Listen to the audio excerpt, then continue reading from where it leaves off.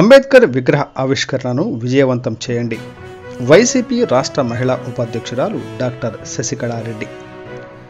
విజయవాడలో రేపు జరగబోయే నూతన అంబేద్కర్ విగ్రహ ఆవిష్కరణ కార్యక్రమాన్ని నంద్యాల జిల్లాలోని ప్రజలు, వైసీపీ నాయకులు పాల్గొని విజయవంతం చేయాలని వైసీపీ రాష్ట్ర మహిళా ఉపాధ్యక్షురాలు డాక్టర్ శశికళారెడ్డి అన్నారు. ఆమె మీడియాతో మాట్లాడుతూ 400 కోట్ల వ్యయంతో రాష్ట్ర ముఖ్యమంత్రి జగన్మోహన్ రెడ్డి 125 అడుగుల అంబేద్కర్ విగ్రహాన్ని ఆవిష్కరించి జాతికి అంకితం చేస్తున్నారని ఆమె తెలిపారు. ఈ మహోత్తరమైన కార్యక్రమానికి ప్రతి ఒక్కరూ తరలి రావాలని ఆమె పిలుపునిచ్చారు.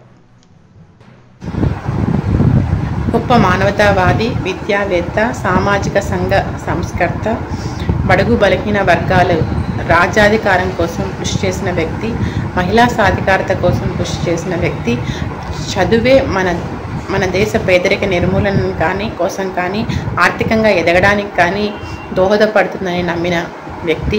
అదేవిధంగా అతిపెద్ద ప్రజాస్వామ్య దేశమైన మన భారతదేశానికి రాజ్యాంగాన్ని సృష్టించి సమసమాజ స్థాపనకు దోహదపడిన గొప్ప మహనీయులు డాక్టర్ బిఆర్ అంబేద్కర్ గారు. అలాంటి గొప్ప మహనీయులు డాక్టర్ బిఆర్ అంబేద్కర్ గారి విగ్రహాన్ని, సామాజిక న్యాయ శిల్పాన్ని ఈ నెల 19వ తేదీన విజయవాడలోని స్వరాజ్ మైదానంలో దాదాపుగా 404